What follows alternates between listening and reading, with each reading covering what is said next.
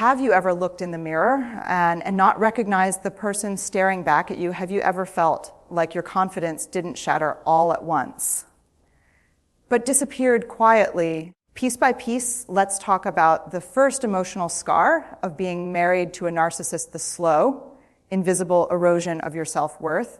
It doesn't begin with shouting. It begins with charm, intensity, the kind of attention that feels intoxicating. You're chosen, admired, elevated, and then almost imperceptibly comes the correction, the subtle critique, the jokes that don't feel funny, the sigh when you speak, the raised eyebrow when you dream.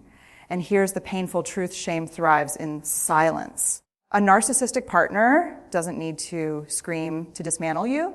They question your memory. They dismiss your feelings. They minimize your achievements.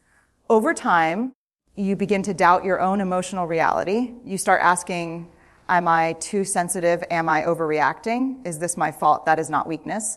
That is conditioning. When someone consistently rewrites your experience, you begin to mistrust yourself. And self-trust is the foundation of self-worth. You shrink. You edit your words. You apologize for your needs. You work overtime to be less difficult, more understanding, easier to love.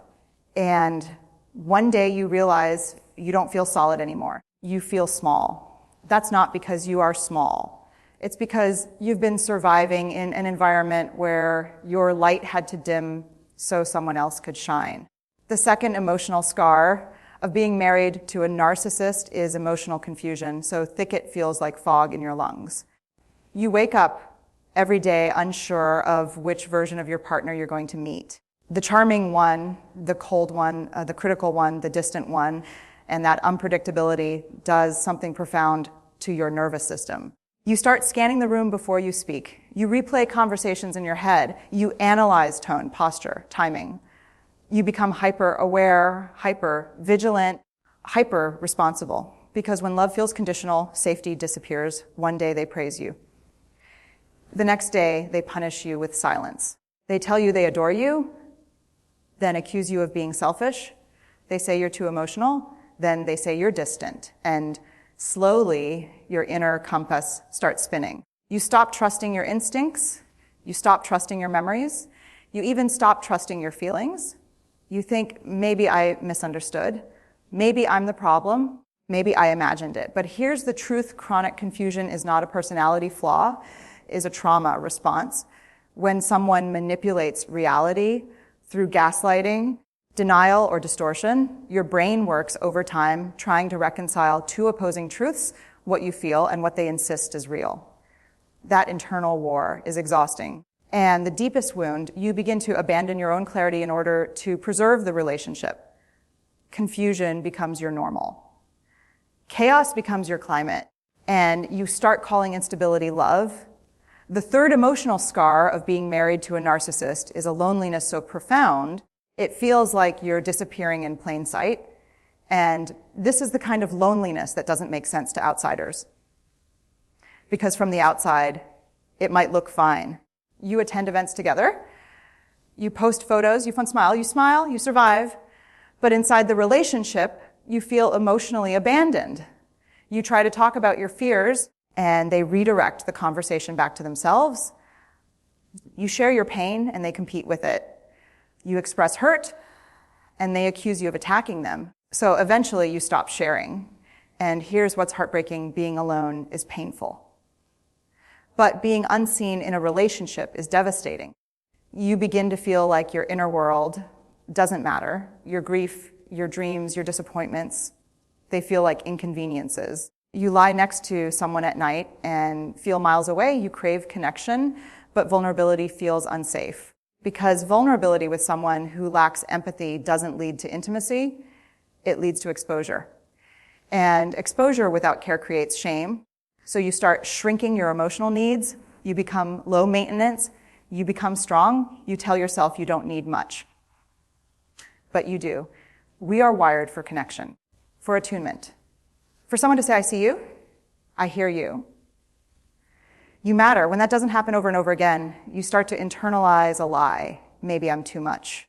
You are not too much. You are simply starving in a place where emotional nourishment is withheld. The fourth emotional scar of being married to a narcissist is the exhausting habit of walking on eggshells. You become an expert in mood management. You monitor facial expressions. You study tone shifts. You memorize triggers. You plan your words carefully, rehearsing them in your mind before you speak, because one wrong sentence can ignite a storm. And here's what that does to you. It puts your nervous system in a constant state of alert. Your body is never fully at rest. Even in calm moments, you're bracing, waiting, preparing for impact. Because in a narcissistic dynamic, conflict isn't resolution, it's punishment, it's silent treatment, it's rage, it's blame shifting, it's days of emotional exile. So you adapt. You become smaller, softer, less confrontational. You swallow truths to keep the peace. You apologize for things you didn't do just to end the tension. But peace built on self-betrayal is not peace, it's survival. And every time you silence your truth to avoid their reaction, a tiny fracture forms inside you. Over time, those fractures become a pattern. You disconnect from your anger. You distrust your voice. You fear your own needs. That's not love. That's conditioning. Love does not require you to shrink in order to stay safe. If you feel like your words are landmines and your honesty is dangerous, your body is telling you something important. You were never meant to live in a relationship where safety depends on silence. The fifth emotional scar of being married to a narcissist is something that feels almost invisible at first. You become addicted to their approval, not love. Approval, because in a narcissistic marriage, affection is rarely steady. It's conditional. It's transactional. It's handed out like a reward for good behavior. When they praise you, it feels euphoric. When they withdraw, it feels devastating. And your nervous system starts chasing the high. You work harder to please. You overfunction. You anticipate their needs before they speak them. You become hyper, attuned to what makes them proud, impressed, satisfied. Because when they approve of you, you feel safe. But here's the cost: your identity slowly reshapes itself around their validation. You stop asking, what do I want? You start asking, what will make them happy? You measure your worth by their mood. If they're distant, you assume you failed. If they're critical, you double your effort. If they're cold, you become warmer. You turn yourself into a performance. And the tragedy, the bar keeps moving. No matter how much you give, it's never quite enough, because the goal was never connection, it was control. When approval becomes your oxygen, you suffocate your authenticity. You abandon parts of yourself that don't earn applause. You silence opinions that might invite criticism. You betray your boundaries to avoid disapproval. And over time, you don't know who you are with their affirmation. That's not devotion. That's trauma bonding. Real love does not make you audition for belonging. If you have to earn basic kindness, you are not in partnership. You are in performance. The sixth emotional scar of being married to a narcissist is the crushing, relentless weight of self-blame. At some point, you stop asking, why are they treating me this way? And you start asking, what is wrong with me? That shift is devastating. Because when someone refuses accountability, the blame has to land somewhere. And in a narcissistic marriage, it almost always lands on you. Every argument becomes your fault. Every misunderstanding becomes your flaw. Every emotional reaction becomes proof that you're too sensitive, too dramatic, too demanding. And if you hear something long enough, you start to believe it. Shame is incredibly powerful. It doesn't just say, I made a mistake. It says, I am the mistake. So you replay conversations at night. You dissect your tone. You question your intentions. You apologize even when your heart knows you were hurt. You begin to carry responsibility for their anger, their distance, their unhappiness. But let me tell you something with absolute clarity. You cannot fix someone who refuses to see themselves. Self-blame feels productive. It feels like control. Because if it's your fault, then maybe you can change it. But when you keep bending and nothing improves, exhaustion sets in. Emotional fatigue, a quiet despair. You start believing that if you were just more patient, more loving, more understanding, this would finally work.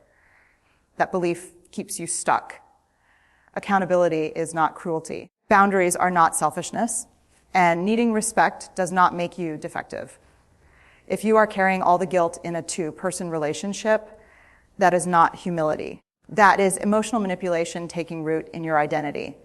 The seventh emotional scar of being married to a narcissist is losing your voice. And I don't just mean speaking less.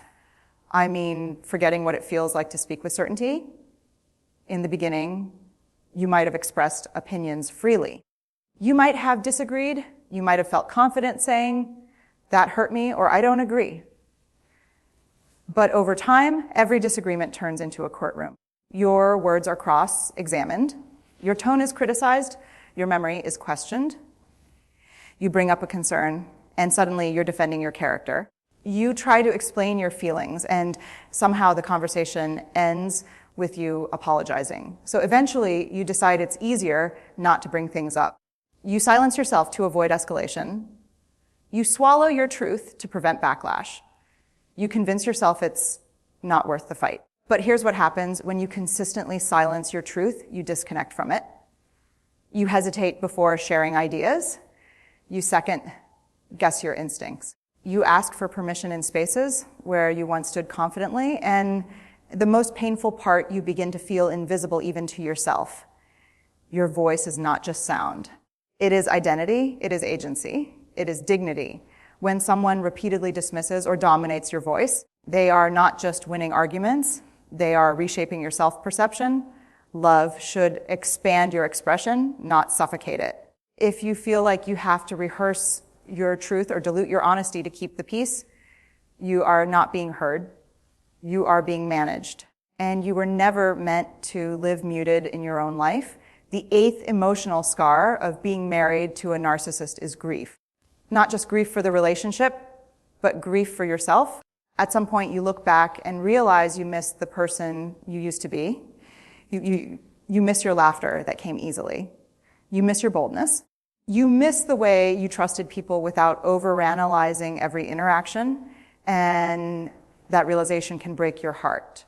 Because the change didn't happen overnight. It was gradual, subtle, adaptive. You became more cautious, more guarded, more strategic. You stopped sharing big dreams because they were dismissed. You stopped celebrating wins because they were minimized. You stopped reaching out to friends because it caused tension. And slowly, your world got smaller. This is the quiet grief no one talks about, the mourning of your own light.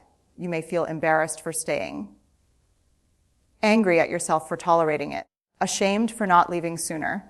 But shame does not heal grief. Compassion does. You adapted to survive. You adjusted because connection matters to you. You bent because you believed love was worth fighting for. That does not make you weak. That makes you human. The tragedy is not that you changed. The tragedy is that you changed in order to feel safe in a place that never felt secure. But here's what's powerful. The core of who you are is not gone. It is buried under survival strategies.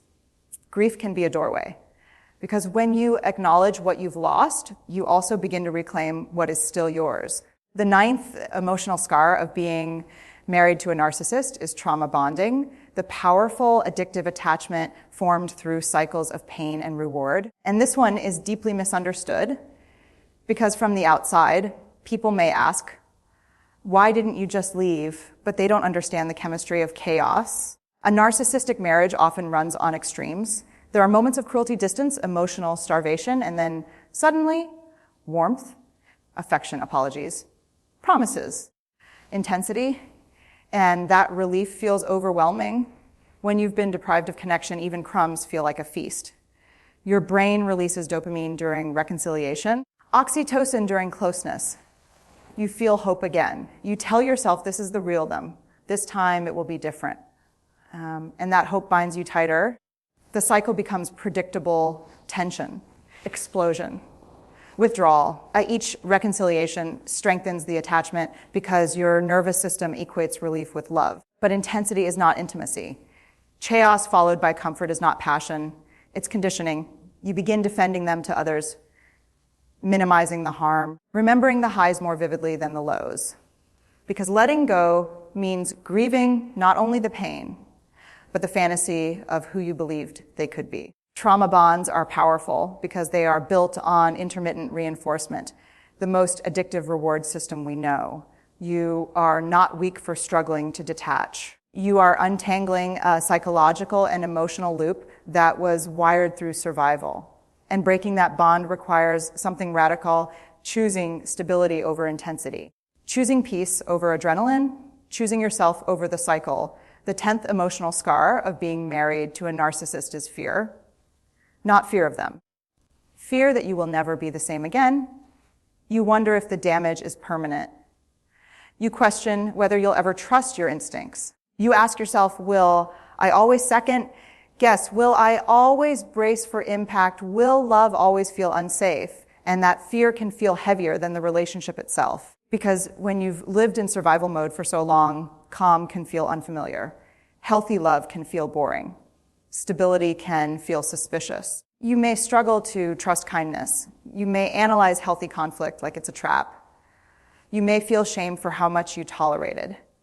But hear me clearly. What happened to you may have changed you, but it did not destroy you. Yes, you have scars. But scars are evidence of healing, not proof of weakness. You are not too broken. You are not too damaged. You are not too much. You are someone who tried to love in a place where love was distorted. Recovery is not about becoming who you were before. It's about becoming someone wiser, more boundaried, more self-trusting. It's about learning that love should feel steady, that respect is non-negotiable, that your voice deserves space. The greatest act of courage is not surviving the narcissist. It is choosing yourself after. And if you are standing in the aftermath, wondering whether you can rebuild, you can. Not because it's easy, but because your worth was never theirs to define.